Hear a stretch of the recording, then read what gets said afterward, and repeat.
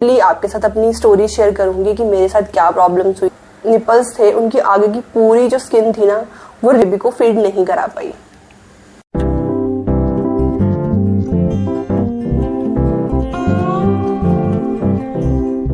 Hello guys, welcome back to my channel Pahal and mom.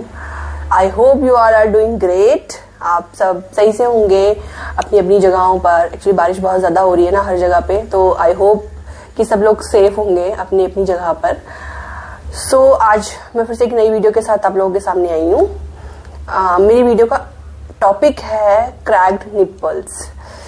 So cracked nipples during the breast feeding तो mostly womens face करती हैं, but today I will discuss cracked nipples during pregnancy.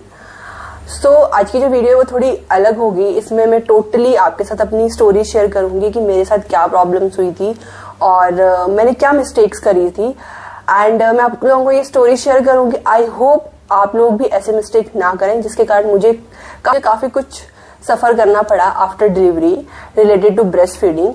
So I will tell you my story कि मेरे साथ कैसे कैसे क्या हुआ और मैंने क्या क्या मिस्टेक्स करी हैं। So let's get started.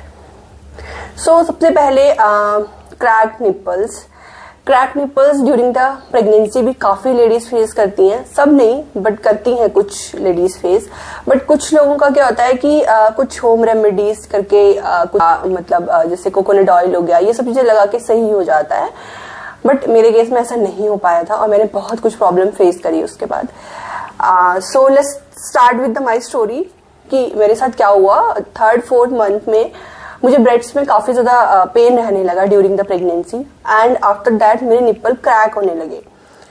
काफी कम क्रैक थे, तो I discussed with my friends and my family और सम अदर लेडीज जो प्रेग्नेंट थी या जिनके बेबीज हो चुके हैं। तो उन्होंने मुझे सजेस्ट किया कि कोकोनट ऑयल लगा लो, कुछ मॉइस्चर टाइप का लगा लिया करो, उससे वो सही हो जाता है। ये सबको ऐसा फील होता है। आई थिंक मैं उनको अपनी प्रॉब्लम कन्वे नहीं कर पाई या वो मेरी प्रॉब्लम को समझ नहीं पाए, आई डोंट नो। सो मैंने वही सब किया और उससे कुछ हद तक कभी कभी आराम हो जाता था और फिर वो दोबारा से वैसे ही हो जाते थे। सो 1-2 महीने निकल गए और मैंने उसके बाद जब अपनी गायनेक को दिखाया वो कि मुझे ऐसी प्रॉब्लम हो रही है, तो उन्होंने मुझे कोई ट्यूब लगाने के लिए दी, कुछ मेडिसिन दी जो मुझे लगानी थी। सो मैंने वो लगाना स्टार्ट करी। देन उसे लगाने के बाद क्या हुआ कि मेरी जो निपल्स थे उनकी आगे की पूरी जो स्किन थी ना, वो रिमूव हो गई। मतलब एक लेयर ऑफ स्किन वहां से हट गई और मुझे उस टाइम पे लगा कि ठीक है, अब ये डेड स्किन थी तो ये निकल गई है, इसके बदले नई स्किन आएगी, देन ये सही हो जाएंगे। अभी तो ये सही हो गए ना, क्योंकि क्रैक्स हट गए थे, क्योंकि वो ऊपर की पूरी स्किन निकल गई तो क्रैक्स उसके साथ चले गए। देन आफ्टर डिलीवरी, जब मेरी डिलीवरी हुई और जब मुझे ब्रेस्ट फीड करवाना था, तब मुझे पता चला कि ये तो बहुत बड़ी प्रॉब्लम है। बिकॉज वो जो निपल्स होते हैं वो हमारे बहुत सेंसिटिव एरिया होता है, तो उसकी जो स्किन रिमूव हुई थी, उस स्किन को रीग्रो होने में कम से कम 3 से 4 महीने लगने थे। और मेरी डिलीवरी 1-1.5 महीने बाद ही हो गई। जब वो रिमूव हुए उसके 1-1.5 महीने बाद ही हो गई। तो जब भी मैं अपने बेबी को ब्रेस्ट फीड कराने की कोशिश करूं तो मुझे बहुत ज्यादा पेन हो रहा था। सो सब लोग यही सोच रहे थे कि जैसे नॉर्मल फर्स्ट बेबी होता है या एकदम डिलीवरी के जस्ट बाद आप फीड कराते हो तो पेन होता है, सबको ही होता है थोड़ा बहुत। सबको यही लग रहा था कि मुझे वही पेन हो रहा है। बट मैंने सबको एक्सप्लेन करने की कोशिश करी कि नहीं, मुझे वैसा पेन नहीं है, क्योंकि मेरी स्किन रिमूव हो चुकी है। तो जो स्किन अभी रीग्रो हो रही है वो बहुत सेंसिटिव है, अभी पूरी तरह से ग्रो नहीं हुई है, मुझे इसलिए पेन हो रहा है। देन कुछ टाइम बाद मैं ट्राई करती रही, बट मैं उसको फीड करा ही नहीं पा रही थी। जैसे ही मैं उसे फीड कराती मेरी आंखों से तर आंसू आने लग जाते थे। देन डॉक्टर को भी दिखाया, डॉक्टर ने कुछ मेडिसिन दी, बट वो स्किन अपना टाइम लेके ग्रो होगी, वो ग्रो नहीं हो रही थी।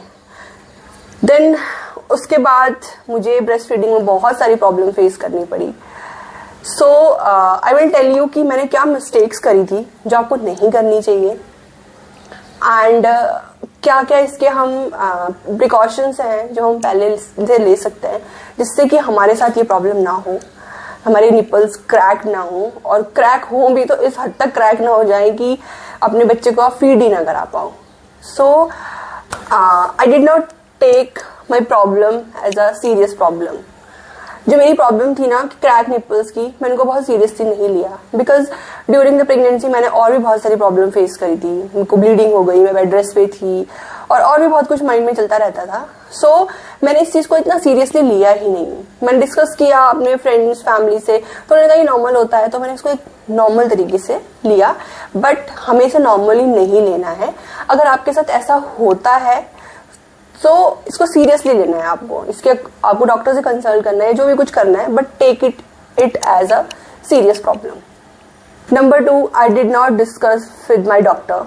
इनिशियल टाइम में मैंने अपने डॉक्टर से इस प्रॉब्लम के बारे में डिस्कस नहीं किया। फर्स्ट प्रेगनेंसी थी, सो मुझे थोड़ी सी शाय भी फील होता था कि मैं डॉक्टर को ये चीज कैसे डिस्कस करूं। मैं और भी चीजें डिस्कस कर लेती थी, बट इस चीज के बारे में मैंने कभी बताया नहीं उनको कि मुझे ऐसी भी कोई प्रॉब्लम हो रही है। मुझे लगा कि ठीक हो जाएगी अपने आप से। मैंने एक परसेप्शन मैंने अपने माइंड में बना लिया था कि खुद से ठीक हो जाएगी।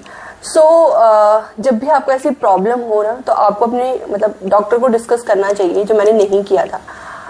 सो डॉक्टर आपको इनिशियल टाइम पे ही कुछ बता देगी, कुछ मेडिसिन दे देगी, कुछ और सजेशंस देगी, तो आपकी प्रॉब्लम उसी टाइम पे रेक्टिफाई हो जाएगी। नेक्स्ट है, I was doing home remedies for the long time. Yes, कि जब मेरे निपल्स क्रैक हुए तो मैंने होम रेमेडीज काफी टाइम तक करी खुद से ही, जो मुझे किसी ने बताया था कि कोकोनट ऑयल लगा लो, थोड़ी बहुत मसाज कर लो, ठीक है, ब्रेस्ट में थोड़ी मसाज कर लो हल्के हाथों से, ये कर लो वो कर लो। तो जो मुझे बताया मैं वो करती रही। मुझे लगा था ठीक हो जाएगा, इससे ठीक हो जाएगा, बट वो नहीं हुआ। सो मेरी ये सब मिस्टेक करने के बाद जो एक रिजल्ट जो मुझे मिला उसके बाद, सो मैं आपको वो भी बताना चाहूंगी।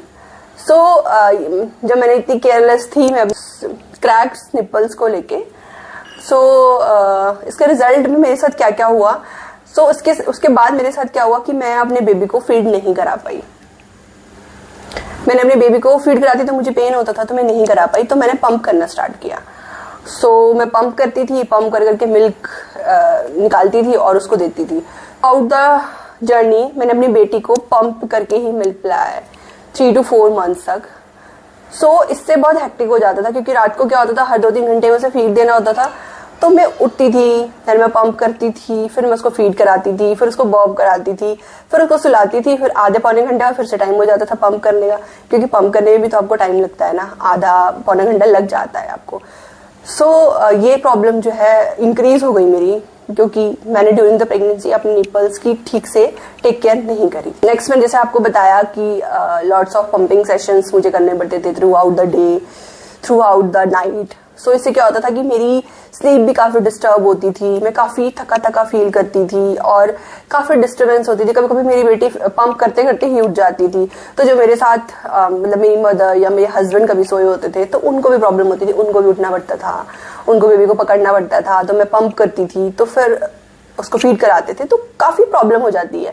कभी कभी ऐसा होता है कि बेबी को भूख लगी है बहुत तेज और मैं इंस्टेंट उसको फीड करा ही नहीं सकती हूँ, वो रो रही है और मैं पंप कर रही हूँ। सो वो चीजें बहुत टफ हो जाती हैं कभी कभी, कि जब आप एकदम मतलब शेड्यूल के साथ चल रहे हो तो ठीक है, बट कभी बेबी को कभी भी भूख लग जाती है। जरूरी नहीं कि बच्चे को हर 2 घंटे में भूख लगेगी, हर 5 घंटे में भूख लगेगी, कभी उसे जल्दी भी लग जाती है, कभी उसको देर से भी लगती है। सो ये प्रॉब्लम मुझे फेस करनी पड़ी। Reduced breast milk supply. Actually मैंने बहुत सारे पंपिंग सेशन किए और बेबी को डायरेक्ट लैश नहीं करवा पाई ब्रेस्ट पे। तो उससे क्या हुआ कि जो मेरे ब्रेस्ट मिल्क सप्लाई है वो धीरे धीरे कम होती चली गई, और कम होते होते वो 4 months के बाद तो बहुत ही कम हो गई कि मुझे अपनी बेटी को टोटली फॉर्मूला पे स्विच करना पड़ा। 4th मंथ के बाद मैं उसको ब्रेस्ट फीड कराने के लिए रेडी हो गई थी, मतलब मुझे उतना पेन नहीं होता था, बट कोई फायदा नहीं था क्योंकि मेरी ब्रेस्ट मिल्क सप्लाई बिल्कुल ठप हो चुकी थी।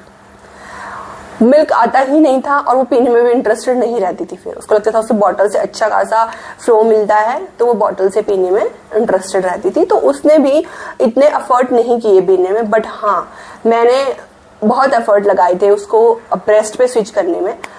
सो वो हो तो गई थी स्विच, बट सप्लाई चली गई थी, मतलब ब्रेस्ट मिल्क की सप्लाई चली गई थी, ब्रेस्ट मिल्क होता ही नहीं था मुझे। सो जो भी ये सब हुआ है ना कि मेरी बेटी मेरा ब्रेस्ट मिल्क बहुत कम टाइम तक ले पाई, या पंपिंग सेशंस किए एंड ऑल, जो भी कुछ हुआ ये टोटली कनेक्टेड है क्रैक्ड निपल से।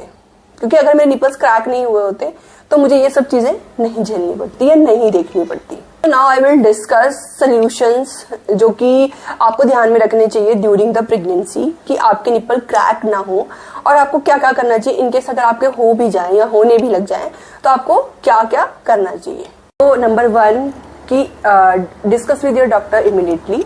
जब भी आपको कोई ऐसी प्रॉब्लम हो ना तो आपको अपनी डॉक्टर के साथ डिस्कस कर लेनी चाहिए। आपको शाय फील नहीं करना चाहिए कि मैं कैसे बताऊं, ये प्रॉब्लम तो छोटी सी है, शायद खुद से ही सही हो जाएगी। तो मैंने ये सब चीजें करी थी कि मैंने डॉक्टर से डिस्कस नहीं किया था इनिशियली। सो प्लीज अगर आपको ऐसी कोई प्रॉब्लम होती है तो please discuss with your doctor. Second one है कि do not use dry soaps और बॉडी वॉशेस। जैसे कि मेरी जो स्किन है वो काफ़ी ड्राई रहती है, तो मैं उस टाइम पे डिटॉल का साबुन यूज़ कर रही थी या कोई और साबुन यूज़ करती थी।